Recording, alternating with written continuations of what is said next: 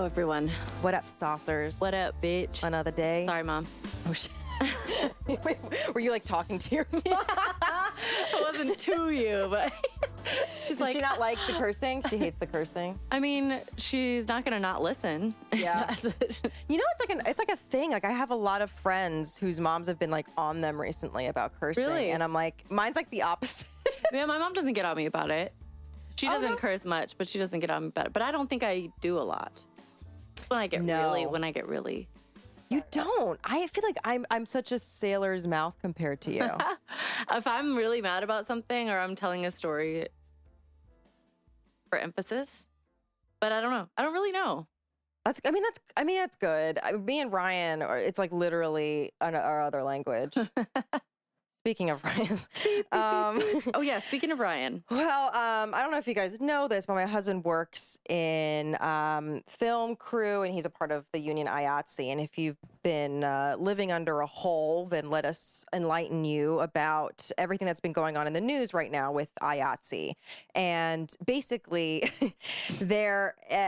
shocker, they have been exploited for, I think Ryan was telling me, and you can fact check this if you'd like, but since The Sopranos, they've had the same contract. So this is Really? like late 90s.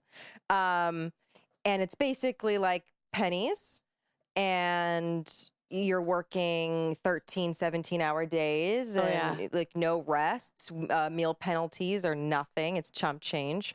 Meal penalties are basically something that you're supposed to be paid if you don't eat. And most people want to make more money, so they forego their meals too. That's so twisted. But for nothing, really.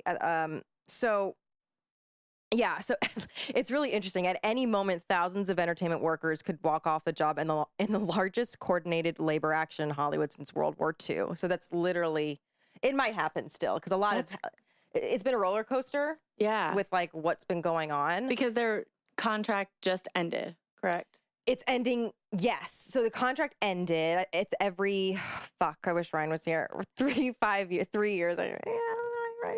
But it basically, now is the time to change it. And they're begging for better pay, better work conditions, safer sets, which we'll get into how that's a failure. And IATSE is also, it's one of the longest running unions, right? Labor organizations, because it's founded in 1893. So I know. That's insanely long, and it covers over 150,000 workers across basically every facet of the performing arts. So this is television, concerts, trade shows, Broadway, like everything. Most people who work behind the scenes in entertainment, from ushers to animators, are represented by IATSE in the same way that like screenwriters are represented by the WGA. Yeah. So it's like everybody has SAG is for actors. So IATSE is for crew.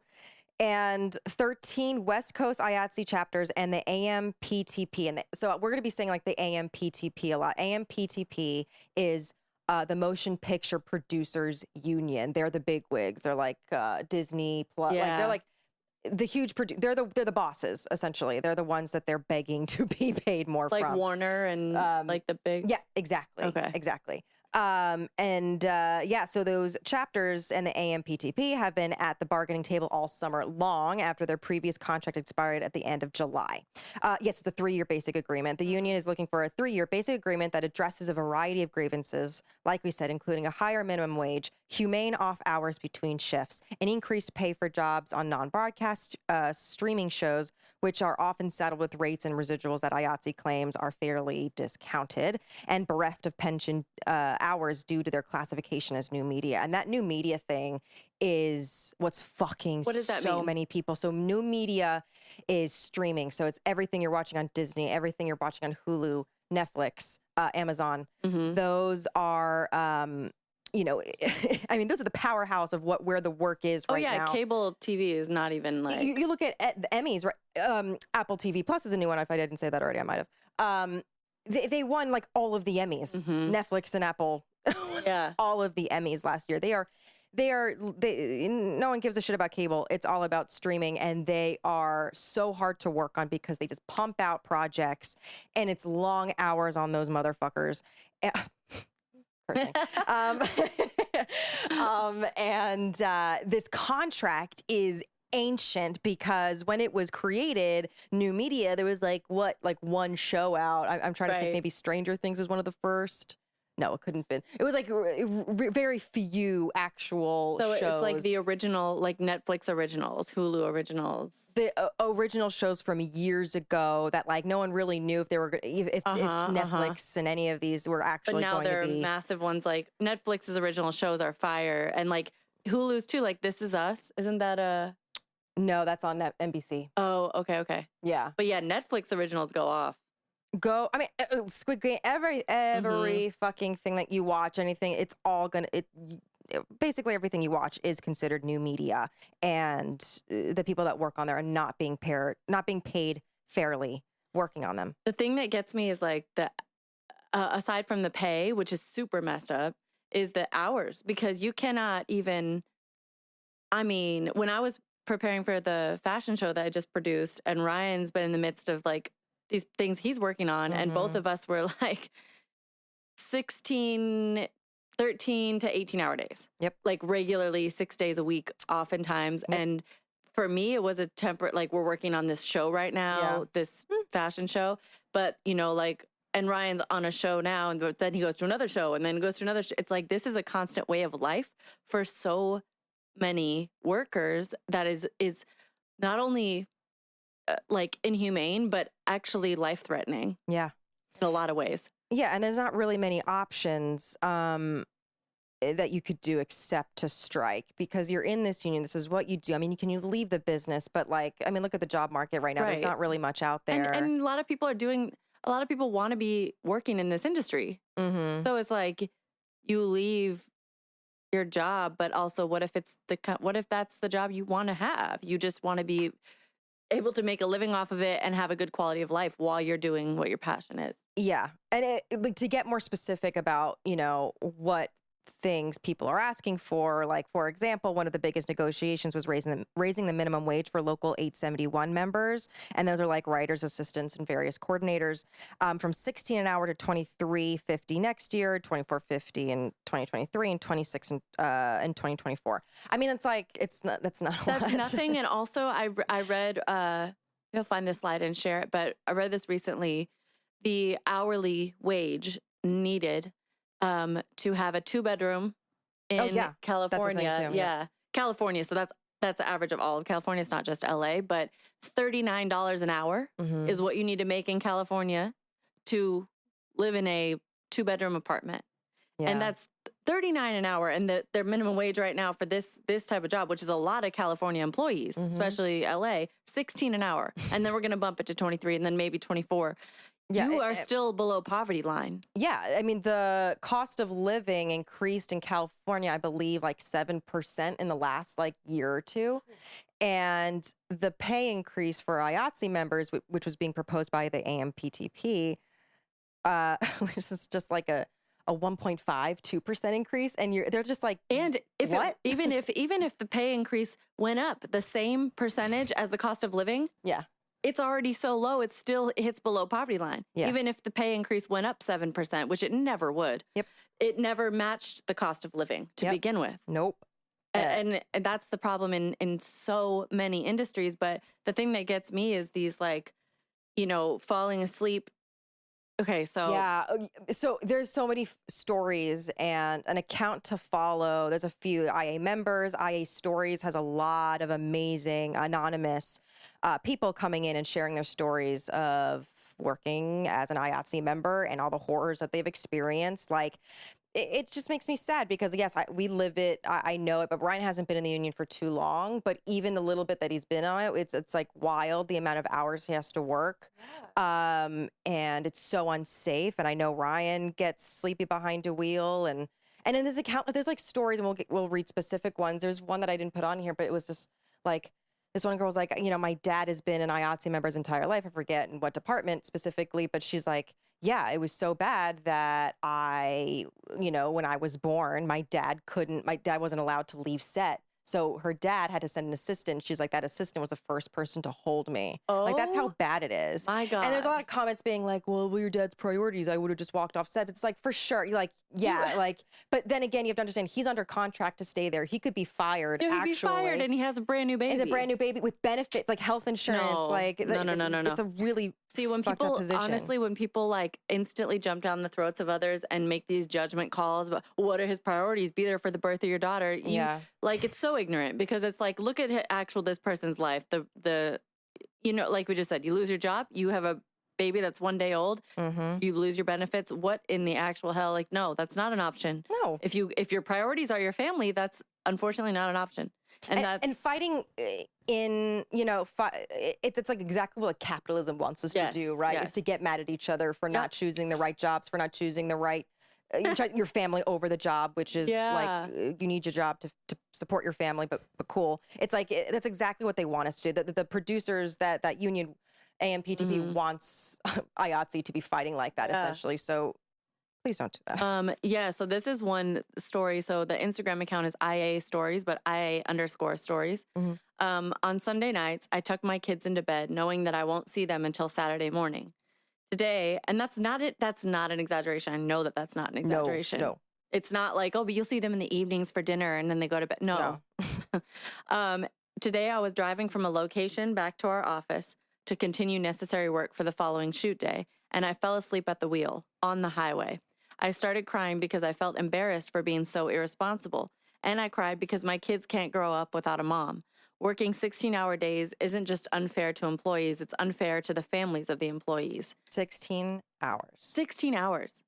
And then, a lot of these, actually, I think you put it in here, I might be skipping ahead, but it's like a lot of these jobs too, they're not necessarily, the employees aren't necessarily put up in hotels nearby. And so they might have like an hour-long drive. Oh yeah, we'll talk about, because that's specific about what happened this week. Yes. Okay. Yeah. That happens all the time though. Yeah. 100%. There's also a female editor speaking. The following are things that have been said directly to me about another female colleague. So that's what a female editor is saying. So this woman told her, we can't hire her, or no, sorry. A post-producer. Okay, a post-producer said this. We can't hire her. She just had a baby and we'll just want to go home. Sick. Your career will take a hit. An executive producer told me this 1 week before I was due. Your career, it's like 1 week before she's... Your career will take a hit. Oh my God. But congrats. Also that. Never tell someone you have kids. Never have photos of kids in your office. They'll use it against you. That was a female editor. I can't believe that. That's just like... Yeah. And I don't want to choose between being a parent and being an editor. I love doing both. I'm good at both. But this industry makes it impossible to do both. Yeah. Oh, that makes me so fucking sad. But what had happened was, after AMPTP informed IATSE that it would not respond to the union's latest proposal, IATSE leadership asked its members to authorize a strike. On October 4th, union membership approved the stoppage by a 98% margin, with a massive 89% voter turnout. Avi Ryan voted. It was very exciting. But roller coaster, this is the update. The 2021 IATSE strike was averted by a deal announced on Saturday, October 16th. However, many members of IATSE say they will vote against ratifying the new contract for not adequately addressing the worker conditions on set. The tentative agreement provides a 50-hour weekend and 10-hour humane turnaround time shifts for all workers on all productions. Employees were fighting to make wider changes to the conditions on set, described as unsustainable, like, for example, a 50-hour weekend plus a 10-hour turnaround 4 nights a week come out to 94 hours for sleep and ourselves. This is in IA Stories, another person who was talking about this deal that they came up with. This leaves 74-hour work weeks. That's it. The contract is for a 74-hour work week. 74 hours. That's basically what they came back with. Is like, here, this is what we're going to do. Blah, blah, blah. You're going to be working 74. And when people when people have never worked jobs like this, even restaurant shifts, when it'd be like, you're working a super late, the weekends are crazy, you work a late Friday night, a late Saturday night, and a Sunday brunch, and you're there maybe like 10, 11 hours sometimes, and then you are coming back in like 9 hours. And so when they say, a 10-hour turnaround time. People who don't have any concept of this, like 10 hours, that's a lot of time. That's like a night's sleep. That's like a break. No, you are exhausted. Yep. If you even have, I'm thinking as a single person, I live by myself. I'm not responsible for any kids or even pets. And I go home and it's like, I gotta shower. I gotta prep for tomorrow. I have to sleep if I can Feed sleep and yourself. get it. I have to feed myself. I have to have a life so you're mentally clean and my emotionally apartment. I have to like call my mom back, like stuff. Right. Like Have a life. how are you supposed to do that in 10 hours after? This isn't 10 hours when you're starting well rested. This is 10 hours after the most exhausting day. And then you have 10 hours and you're going to be needing to sleep like maybe 12 hours. Yeah. This is just completely inhumane. And serving, you know, yes, it requires a good amount of brain cells and, you know, but the stakes aren't that high. And then there's a lot of sets, and we're going to get into this now, about safety protocols that are happening on set that aren't being met or even done at all.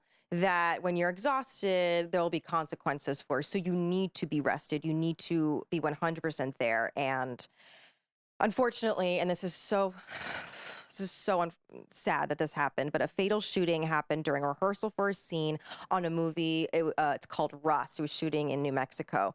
Alec Baldwin fired the gun, striking the cinematographer, Halyna Hutchins is her name, in the chest, and the director, Joel Souza, he's also the writer of the movie, in the shoulder. Hutchins was airlifted to a hospital in Albuquerque where she died. Souza was taken by an ambulance to a hospital in Santa Fe, but was released on Friday. He's going to be okay. In an affidavit accompanying the office's request for a warrant, Detective Joe Cano said that an assistant director on set had taken the gun off a cart where it had been placed by the film's armorer or weapons handler and handed it to Alec Baldwin, who pulled the trigger shortly thereafter. According to the affidavit, the assistant director called out the words "cold gun," indicating that it was unloaded and safe for Baldwin to handle. So that situation altogether, I know a little bit about because of the rumor mill, but like take this with a grain of salt before everything's confirmed. But they had I feel like the production designer had quit because there were a lot of red flags leading up to the shooting, filming the movie. So she had quit. That was a big red flag. And then they had like last minute promoted the props assistant who had like history and experience in being an armorer. Like her dad is a huge guy. Like he's one of the best armorers in Hollywood and gunslingers. So like, but she's young, like she's in her early 20s. So she was the one that was like handling the gun. And then like she's the one that said cold gun. No, the assistant director took it from her and then yelled that it was a cold gun. It's like very up in the air, and these are just like things that are coming out. I want to know, maybe you, because I don't know anything about film sets, and in what scenario would a gun ever need to be loaded on a set? I mean, that's literally the question right now, because I don't know if you know Brandon Lee, Bruce Lee's son. No. Okay, so Bruce Lee, his son, he was like a famous actor for a short amount of time. It was like the peak of his career. He was shooting this movie called The Crow, and he was shot by a gun that had blanks in it. So blanks are still considered live rounds, and a live round is what they describe what killed Halyna Hutchins in this movie. And a live round is a bullet that has gunpowder, essentially. So a blank can be considered a live round. However, it doesn't have a cartridge. And a cartridge is what will shoot out. It's like the most dangerous, but blanks can be deadly too. And what happened in Brandon Lee's case is that it was a blank, like basically it was just a blank, but there were like actual cartridges in it already. And a tip, like the cartridge had like came off the bullet and lodged itself in the gun. So when it shot with the blank that wasn't supposed to be deadly or anything, the tip of the cartridge came off with the blank, and that's what killed Brandon, if that makes any sense. I'm trying. The details of this, however, are not like super confirmed, but they said it was a live round and a blank. But there absolutely is no reason. There's what in what and these are like world old Western guns. This is an old Western guns movie. for a movie on any movie set? In what world do those need to be live rounds anywhere near set? Why? It's realism. Like there's I mean the CGI is cheaper and obviously safer. Like it is. But people, you know, you get them, and these are old guns too, so you get like the movement. You know, so they do fire real rounds in film. Yeah, if you want to look it up, there's actually like behind the scenes of, I think it was Cold Mountain, that movie. It's like the Civil War. Yeah, where she's shooting a gun. I think it is Nicole Kidman's character, and you can see the DP. So it's like, and this is what happened in this movie where it was a perspective shot. So like Alec was shooting it towards camera. It's like when you watching a movie and like, the gunslinger's like pointing the camera. And that's what in this behind the scenes shot, you can see like Nicole Kidman shooting the gun a bunch of times. It's the same sort of gun that was shot in Rust. And the DP has this plexiglass and on a rig that's like, taping, filming the action that's happening. And that's what happened. So Halyna was behind a plexiglass, and so was the director and writer Joel. And Alec got a gun that wasn't cold, that it was supposed to. So I know this is like the question now, because it's like Alec Baldwin, like, and everybody knows him. He's been in this industry for forever. He knows what he's doing on set. This is not his fault. I know. And then there's like the person. So then does it fall on the person? Does he get involuntary manslaughter? I don't even know. Then the person who called cold gun, it's really on them, or the person who set the gun there with the live rounds. It like what? Well, this happened? is a bigger question, and this is why this is a whole conversation. So days earlier, a handful of crew members had walked off the set of this movie over general working conditions, according to several people involved in the production and a theatrical union official. Crew members had complained to producers about long work days, often exceeding 17 hours, delayed paychecks. They weren't paid in weeks. And some also said the production company had failed to book hotel rooms near set, meaning that they had to drive about an hour to Santa Fe from Albuquerque. After and this is an 18-hour day. Yeah, yes, exactly. So they were reporting getting 4 to 5 hours of sleep a night on this production.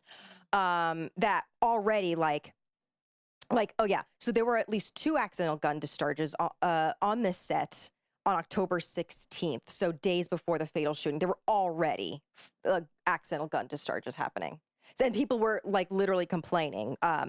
They occurred inside a cabin used as a set location, and Hutchins was among the production team members inside.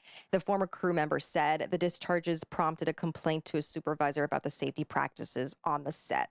It's also worth noting with all of these issues that Alec is also a producer.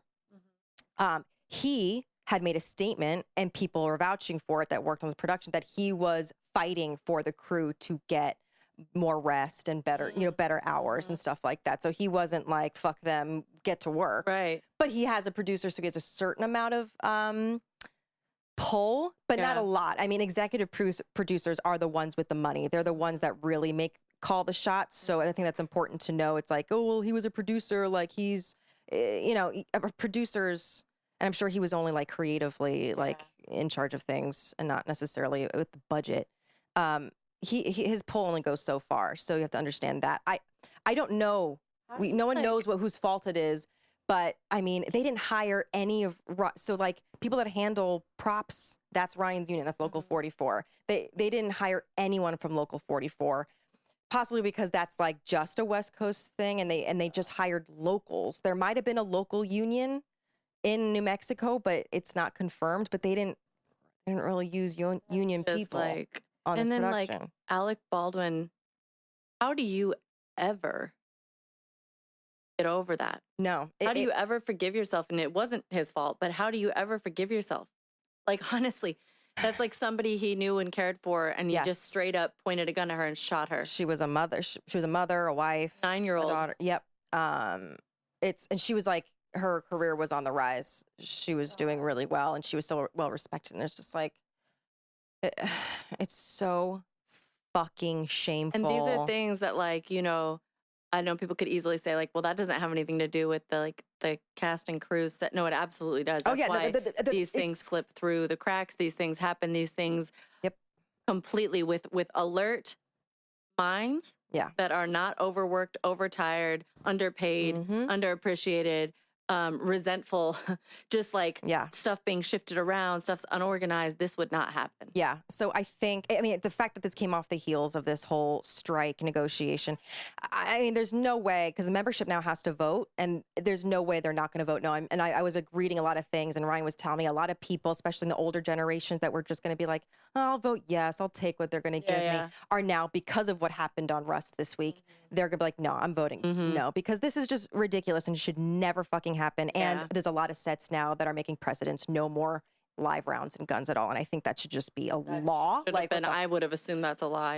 I don't know why. But shout out to Vulture and New York Times. They helped me a lot with getting details correct. And there's a lot of people raising funds in memory of Halyna Hutchins. So if you go on GoFundMe, search Halyna Hutchins. The link is like a lot of different numbers. So just look up Halyna Hutchins. We'll put it in our show notes. Spell her name Halyna, and then Hutchins, Hutchins. Local 600 mourns the passing of Halyna Hutchins, a director of photography who died from her injuries sustained on Rust in New Mexico on Thursday, October 21st. Halyna is survived by her husband, Matthew, her 9-year-old son, and her 9-year-old son. In memory of Halyna, Local 600 has set up this GoFundMe page to help raise funds for her family at this difficult time. So we encourage you to donate if you can. It's really sad. There's like a lot of vigils going on right now, and my heart goes out to everybody that was involved in this. Yeah, everybody. Because, I mean, they can't go back to this movie. The movie is also about an accidental shooting. Oh, my God. Which is fucking weird. I mean, like, I don't know how you can go back to this. Anywho,